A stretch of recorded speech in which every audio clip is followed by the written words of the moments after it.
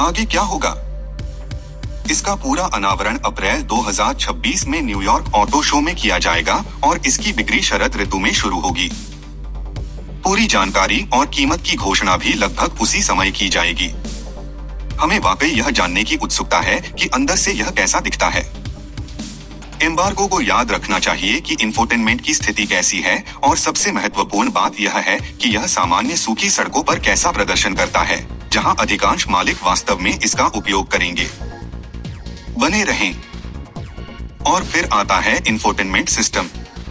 इसे ज्यादा बढ़ा चढ़ाकर बताए बिना, यह कठिन है। टच स्क्रीन पर अत्यधिक निर्भरता, पर्याप्त भौतिक नियंत्रणों की कमी, यह वाकई मौजूदा कार के बारे में हमारी सबसे बड़ी शिकायतों में से एक है। अच्छी खबर यह है कि VW को इस समस्या के बारे में पता है और हम उम्मीद कर रहे हैं कि नया मॉडल इस समस्या को दूर कर देगा। अब उस जमी हुई झील के बारे में। ठीक है, अब मजेदार हिस्सा। वोक्सवैगन ने जमी हुई झील पर एक कोर्स तैयार किया जिसमें शुद्ध बर्फ से लेकर ऊपर बर्फ की पतली परत तक की स्थितियां मौजूद थीं।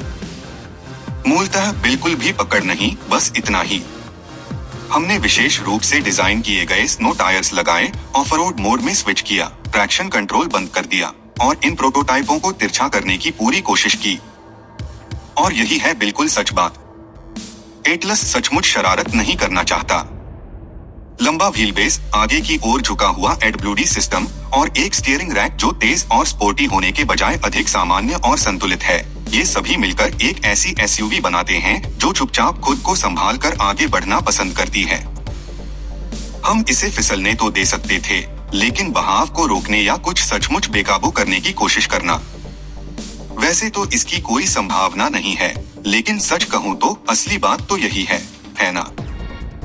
यह कोई परफॉर्मेंस एसयूवी नहीं है और न ही यह ऐसा बनने की कोशिश कर रही है। हमें सबसे ज्यादा प्रभावित करने वाली बात यह थी कि सब कुछ कितना पूर्वानुमानित और प्रगतिशील लग रहा था, भले ही उस समय कोई खास प्रगति नहीं हो रही थी। स्टीयरिंग पर अचानक कोई झटका नहीं, कोई डरावने पल नहीं। यह समस्या बार बार अपने आप ही सुलझ जाती थी।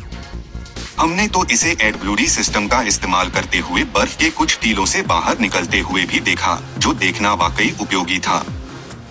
अगर आप एटलस कार के एक सामान्य मालिक हैं जो स्कूल जाने, रोड ट्रिप पर जाने, किराने का सामान लाने ले जाने के लिए इसका इस्तेमाल करते हैं, तो शायद आप कभी भी उस झील पर हमारे द्वारा किए गए प्रयोग के करीब भी इसे नहीं चलाएंगे।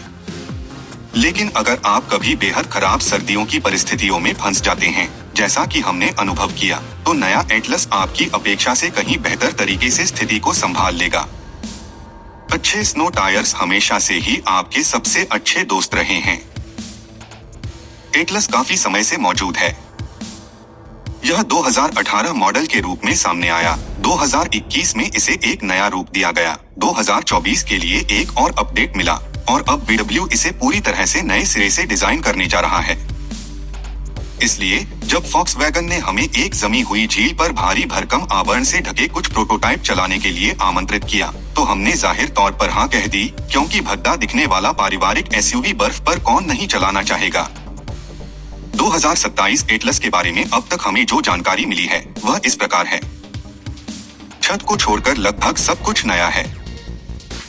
मूल आकार और व्हीलबेस समान है, लेकिन अंदर से यह फॉक्सवैगन ग्रुप के MQB एवो प्लेटफॉर्म पर आधारित है, वही आधार जो नई और छोटी टिगुआन को भी सहारा देता है।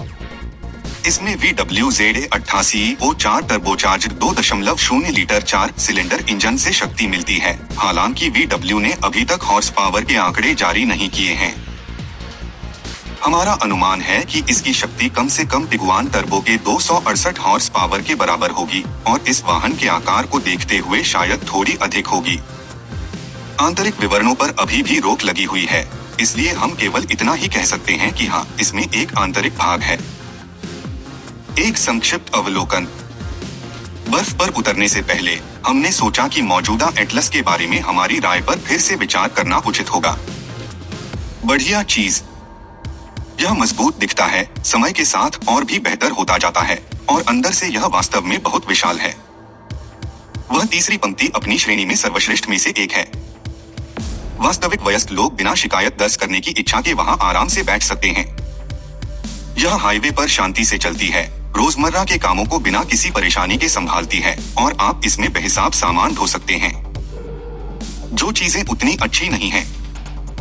गतिशील दृष्टि से यह काफी हद तक खुला देने योग्य है। टर्बो इंजन कम आरपीएम रेंज में भी अच्छी खींचने की शक्ति प्रदान करता है, लेकिन आपको हमेशा इस बात का एहसास रहता है कि आप किसी बड़ी और भारी चीज को चला रहे हैं। रोजमर्रा की ड्राइविंग में ब्रेक पैडल को हमारी अपेक्षा से अधिक गहराई तक दबाने की आवश्यकता होती है। सीटें काफी आरामदायक हैं, लेकिन इतनी सख्त हैं कि लंबी यात्राएं आपको थका सकती हैं। एक्सीलरेशन के दौरान इंजन से एक अजीब सी आवाज आती है, जो एक आरामदेह पारिवारिक कार के लिए बिल्कुल बेतुकी लगती है।